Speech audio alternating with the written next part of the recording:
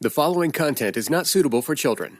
Okay, we're going to come alive in the bedroom. How are we going to do that, Lori? Let's talk about how people can get through their body blocks, the senses in their body. Welcome to Foreplay Radio, Couples and Sex Therapy. I'm Lori Watson, your sex therapist. And I'm George Fallon, your couples therapist. And we are passionate about talking about sex and helping you develop a way to talk to each other. Our mission is to help our audience develop a healthier relationship to sex that integrates the mind, the heart, and the body. So, we are doing so great on Instagram. Basically, thank you to the Secure Relationship with Julie Manano. Thank you again, Julie. But we've got like 12.3 thousand followers, and we would love to have you guys follow us at Foreplay_Radio Sex Therapy. That's kind of our old name, but we still have it as our Insta handle. But we do some really cool things there. Quotes by George and little posts that help synthesize what we're teaching. So, you kind of have a visual on that for all our visual people out there. I'm going to make a better commitment here, Lori, to synthesize in some of these messages so people can get it out there. Both of us have some, hopefully, things to say, and we just need your help in spreading the word. Absolutely. So join us there. And today we're going to talk about particularly the sense of in our bodies, right? And some of the gas pedals that we've talked about, but we want to expand that more, and also how we get through it when these same things are breaks for us and we can't be as sexual, be as sunk into our bodies and our sensuality as we want to be. Right.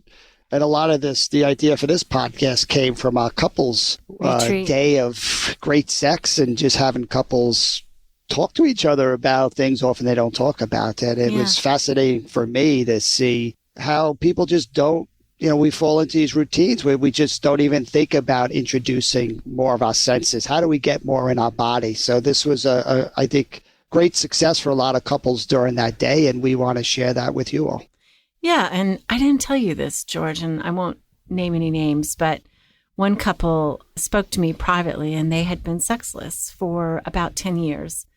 And they've been listening to the podcast, and they've been sexual now for like 4 months. So I cried. Yeah. I cried. It gave me goosebumps. It was like, ooh, that is so good. It's just you and I in this podcast studio, essentially, and we don't necessarily hear about all the time what's happening out there for people as they listen to us. And it's really encouraging when we hear that kind of stuff. Right.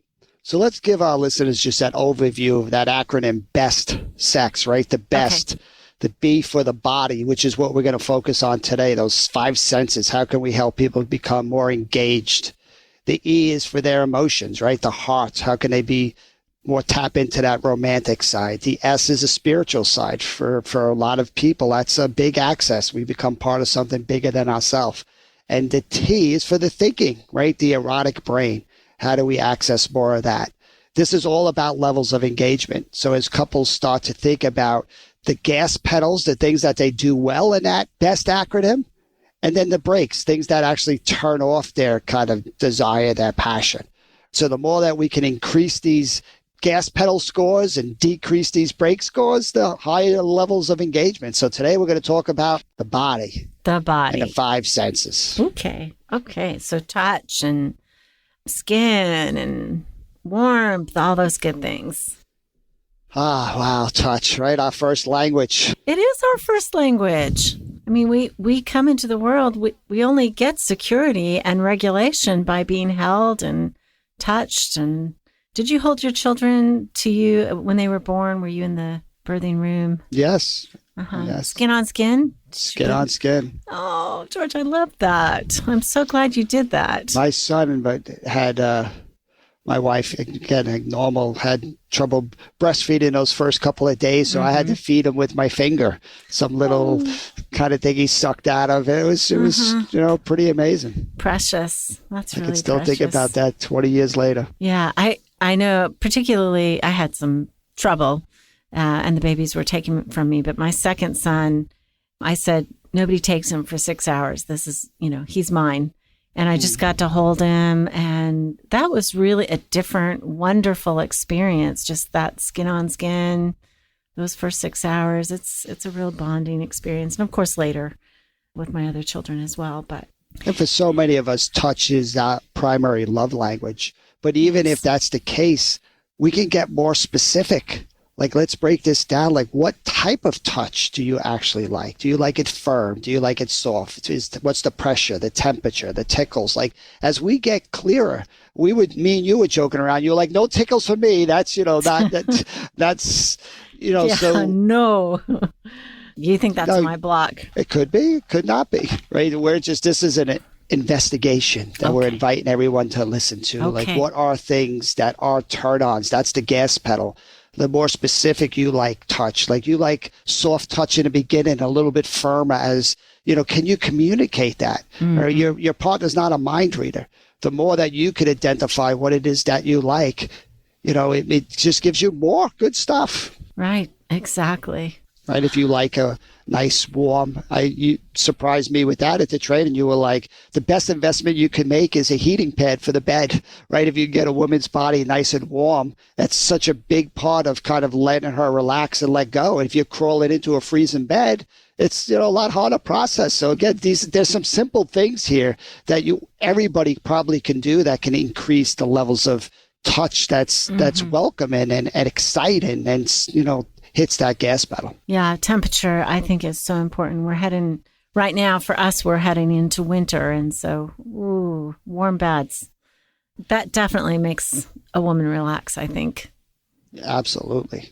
And, we have talked about this. No, we have talked about this as far as gas pedals. But I was thinking in that training, I was like, wow, a lot of these things are heavily braked. Right? There are just blocks that stop us. If you're a child, you didn't get touch, or maybe you got the wrong type of touch, or maybe, you were abused with touch. These things are going to impact us. And like, how do we also explore that? Like these blocks and these breaks that we have are parts of us. And most of us want to avoid it. So I don't like touch, so that's off the table. Well, no, let's get curious about what you don't like. And maybe will be the case for the rest of your life, but maybe there are things that you can do in identifying these breaks that could free them up and give you more access. Can we talk for a little bit more about what you just said about maybe as a child you didn't get enough touch? More than anything that I see with sexual withdrawers who are not touch-oriented, who don't reach out naturally for affection or to touch their partner, it often comes back to their childhood, where they really did not have enough affection. And I think what happens to us, because we need so much affection as children, all children need that. And if we don't get it, it's almost like our heart steels against it. Okay, I won't need that anymore. And then when touch gets eroticized at puberty and our brains start going towards sex as the natural kind of expression of what we expect in partnership and touch, they just can't go there because it would break that protection, that they're afraid of. If I want, I'm terrified that it won't be enough.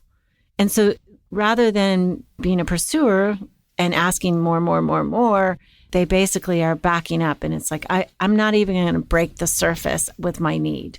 I'm not going to let my partner know. I'm not going to feel it because it was so painful to feel it the first time.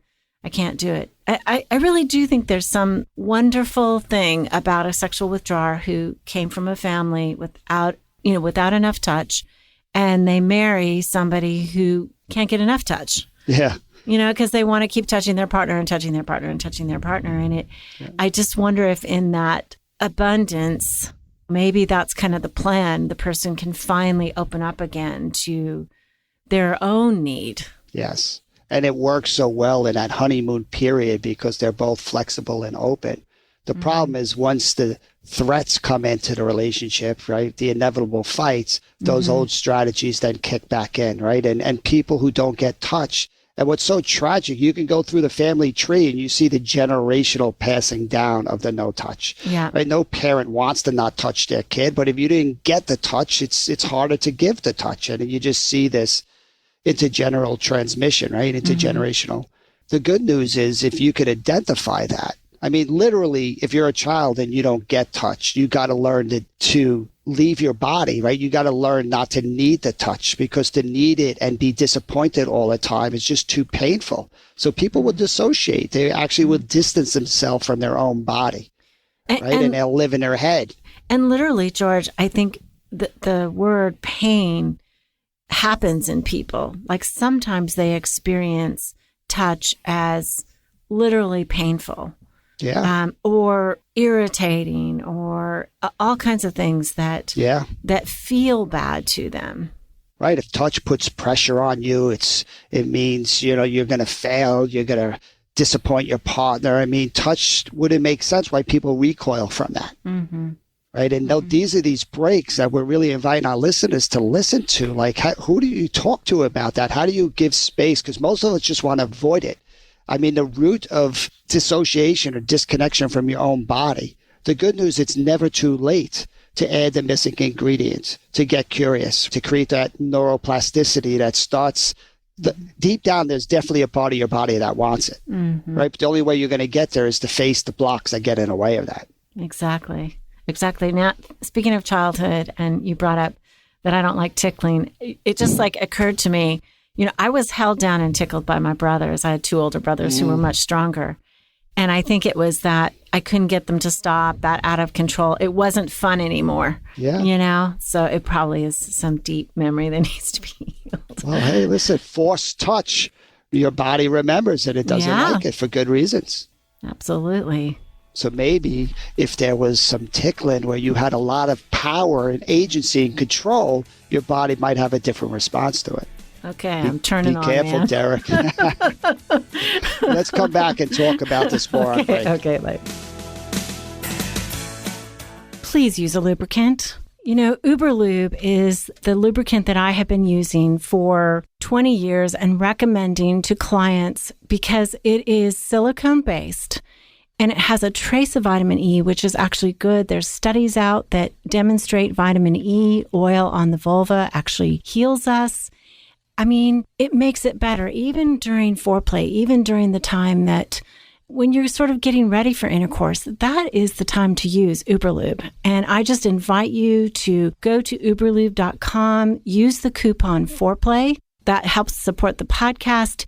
It is the best on the market. So many doctors recommend it. And I recommend it as Dr. Lori Watson, sex therapist. I had a patient last week tell me, you know what, I have used so many lubricants and all of them have some sort of irritation to my body, but this one really works. It's got a smooth glide and it doesn't irritate me the way the others do. So uberlube.com/foreplay. Thanks. Speaking with certified sex therapist Lori Watson from Awakening Center for Couples and Intimacy.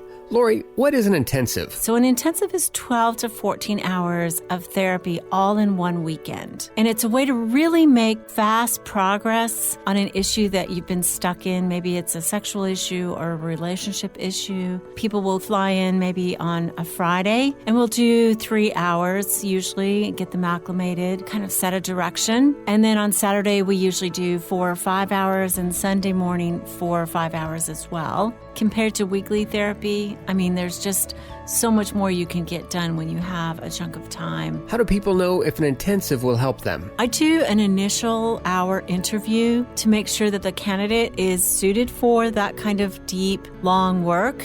And also to make sure that I'm the right person. And for the record, if you don't choose to come in and see me, then you don't have to pay for that hour. Overcome the challenges in your relationship and your sex life. Learn more about intensives and Awakening Center's other services at awakenloveandsex.com.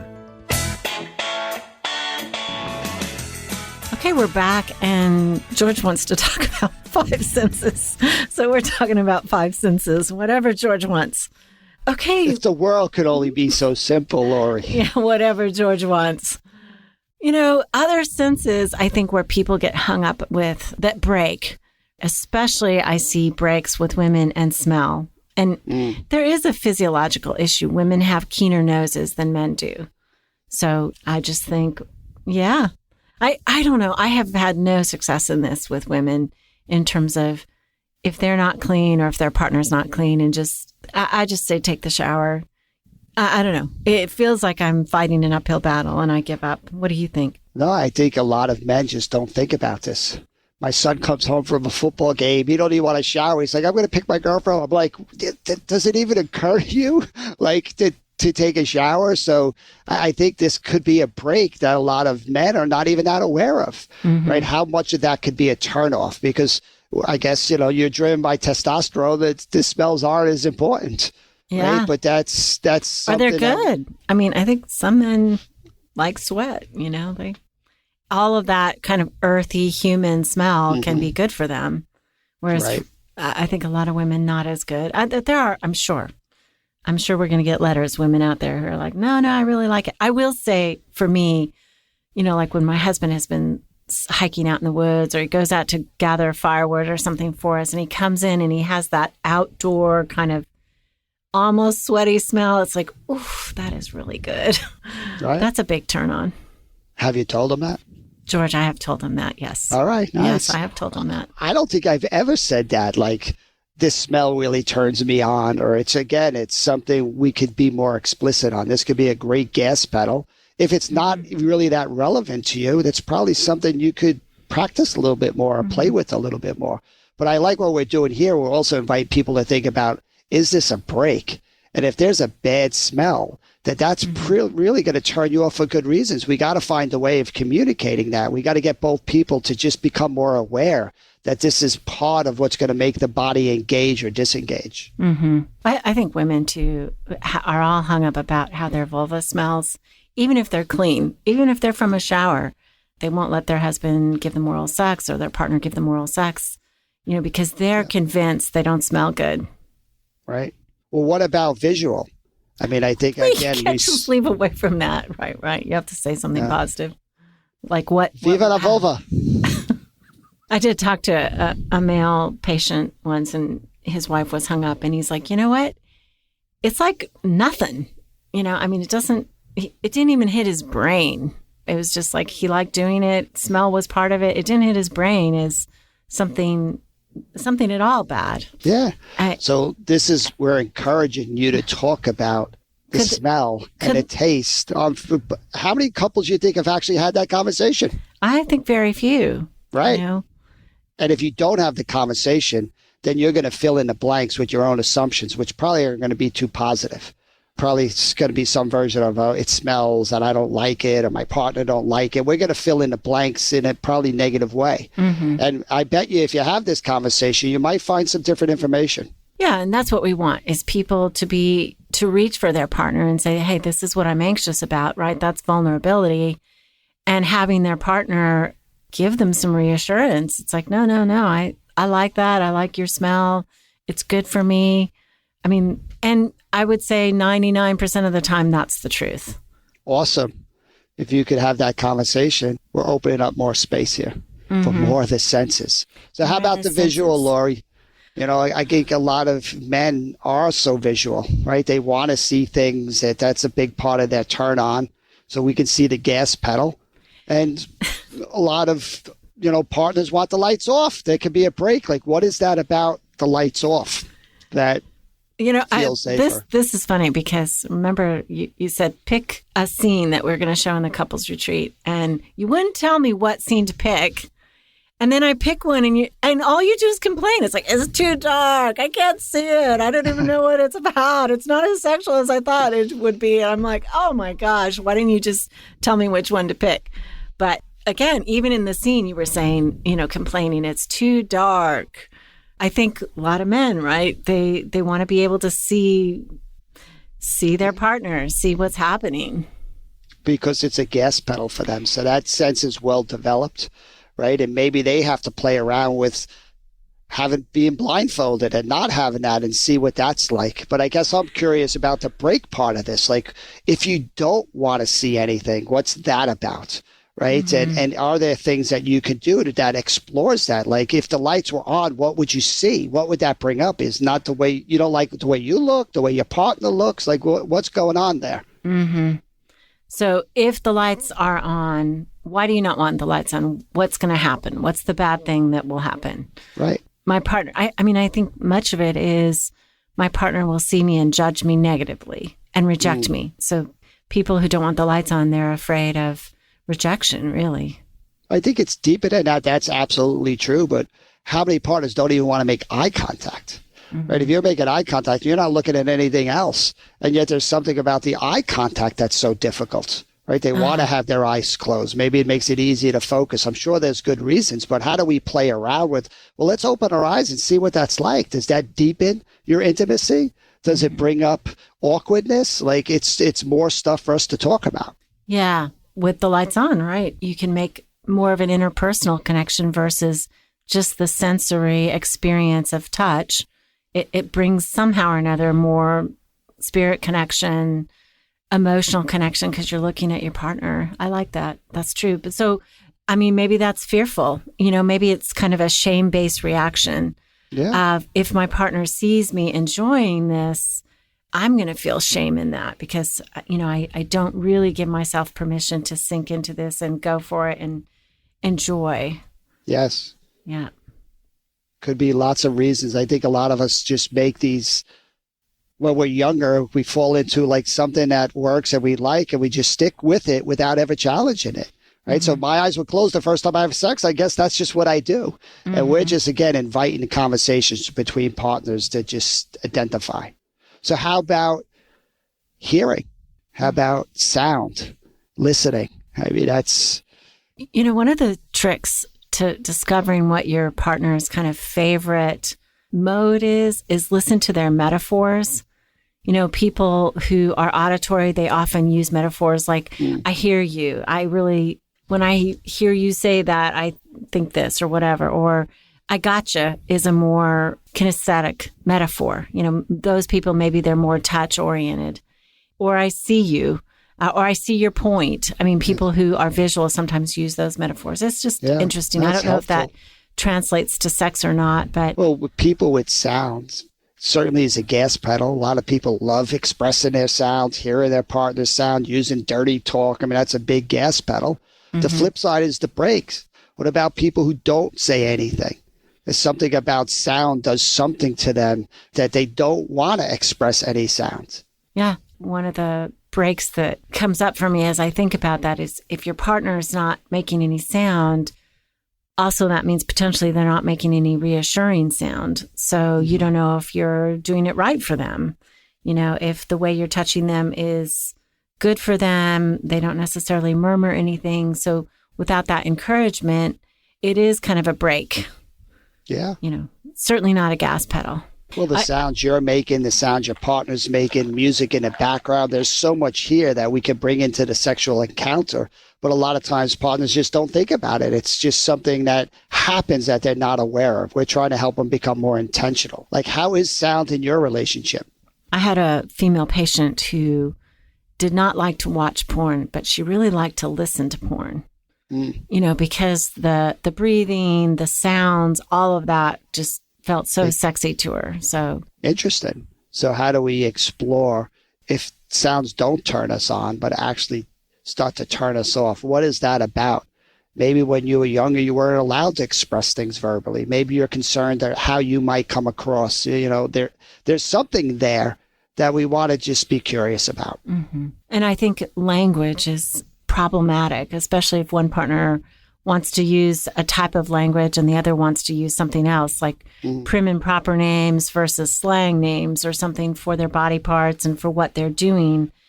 That really has to be talked about. Nice. I had another patient who said recently that when he was growing up, the first labels that he heard about the sexual experience it was from, kind of the boy group. And so it was all slang.